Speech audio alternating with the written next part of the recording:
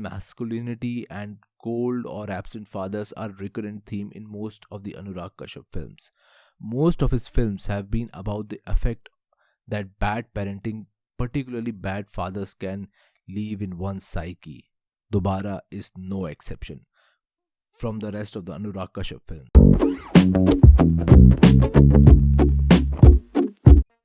What Dobara is really about?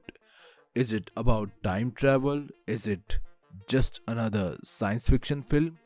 Or is it about something much more fundamental?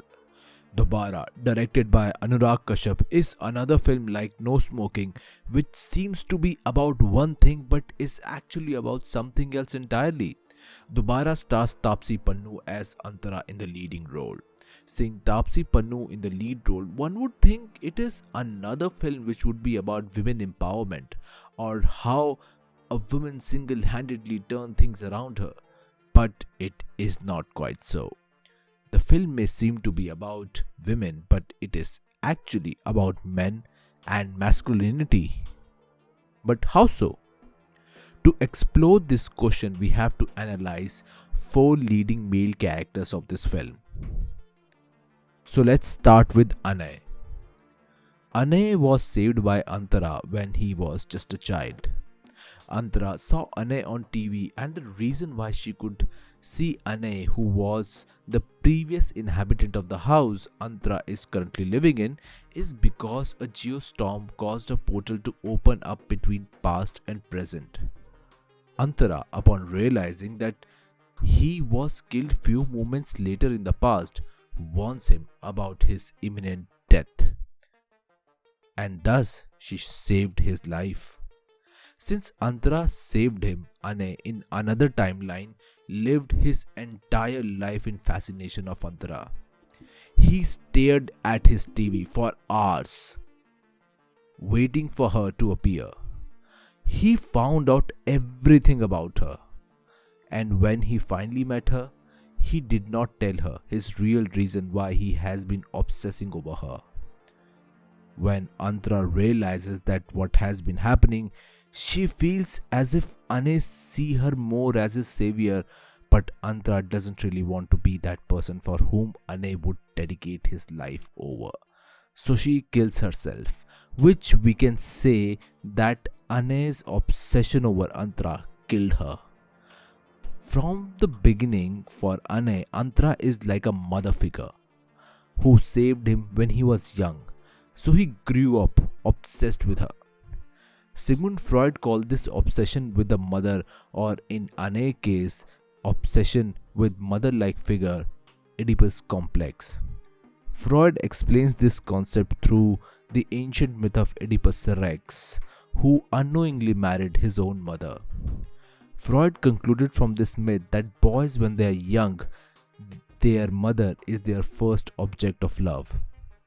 And when a boy grows up into a man, he is supposed to change that fascination for mother and hatred for father into identification with father and finding love with another woman as replacement of mother. But when sometimes people do not grow, do not transform, it causes range of psychological problems to them when they become adults. When Antara saves Anay for the first time, she acts as a motherly figure who had saved a child from a possible death. Anay grew up obsessed with this motherly figure. Anay doesn't live with his father, and in the absence of father in his life with whom he can identify with, he became overtly attached to the motherly figure of Antara, whom when he first met is almost the same age as his own mother. And when he grows up, he literally falls in love with the same Antara whom he has seen on his TV many years ago. Anay shows sign of a man who has not grown out of his obsession with his childhood mother-like figure who saved him. Anay in this film shows all the signs of a boy who has not grown out of his childhood obsession, thereby showing sign of immature masculinity. Now let's talk about Anay's friend Abhishek. Abhishek in original timeline lives with his aunt, flirts with Antara but never had the courage to ask her out. suggesting that he hasn't fully become a person who can follow his desire without fear. He still lives with his aunt and is still unmarried. The film shows that the only female companionship he has is with his aunt, who may get jealous if Abhishek is to find another woman. Even when invited by Antara and Vikas to dinner, they come as a couple, suggesting that his life is centered around his aunt, whom he feels he is obliged to provide for as she has done for him when he was young. In another timeline, where his aunt is married to Raja Ghosh, who had killed his wife, he still lives with his aunt and his new uncle. He is not a pilot in this timeline, and that his dream of becoming a pilot remains unfulfilled. And now Abhishek probably owns a bookstore, because since in this timeline he has a father figure in form of Raja Ghosh, he has someone with whom he can identify with. And thus, instead of becoming a pilot, he becomes a business owner, just as his father Raja Ghosh. Abhishek never fully grows to pursue his passion or love. In contrast to the previous timeline where there is no presence of father in his life where he could pursue his passion. In this timeline, he is so guarded by his aunt and uncle that he identifies so much with Raja Ghosh that he never pursues what he really wants to be, suggesting that parental control in his life may be so strong that he never went on to pursue his lifelong passion, thus preventing growth in his life. Now let's talk about Vikas. Vikas looks like a decent man. He helps his wife in household chores. Even when Antara tells him that she wants to divorce him, he insists that they stay together for the sake of their child. In another timeline, Vikas is married to another woman, but he is cheating on her. Antara in the same timeline realizes that since Vikas is an unfaithful in this timeline, he must be unfaithful in the original timeline also, where they are married. But why does Vikas cheat? Vikas works in an hospitality sector where one has to be nice all the time to the guest. At home, he continues this same behavior, where he's mostly nice and gentle even when his relationship with Antara is on the rocks. But he at the same time looks guilt-ridden and depressed. Most people become agreeable, nice when they lack self-confidence. When their self-esteem is low, they become people-pleaser. Such men may appear nice and warm upfront, but in reality are very depressed. And that is what happens with Vikas. He is depressed and sad, which reflects in most of the scenes he is in. To overcome depression, sadness, many men take refuge in pleasure, such as drugs, alcohol, etc.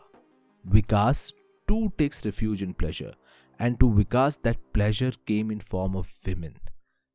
Thus, Vikas becomes a compulsive cheater regardless of a timeline he is in. His growth is stopped short by the profession he is in and by his compulsive need to have pleasure. Now let's come to Raja Ghosh. Raja Ghosh in this film says that he killed his wife Rujuta by mistake in trying to save the woman he was having an affair with. Raja, unlike Vikas, is a business owner. In most scenes, he shows dominant behavior. He even let the woman with whom he was having an affair take the blame for the murder. He is clearly powerful, as when complained about the murder of his own wife, the police clearly sided with him despite having a witness who has seen the violence.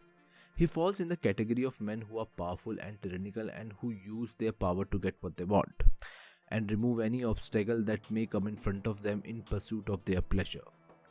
He represents a kind of a man who is a tyrant, who uses his power not to uplift others but rather to dominate them.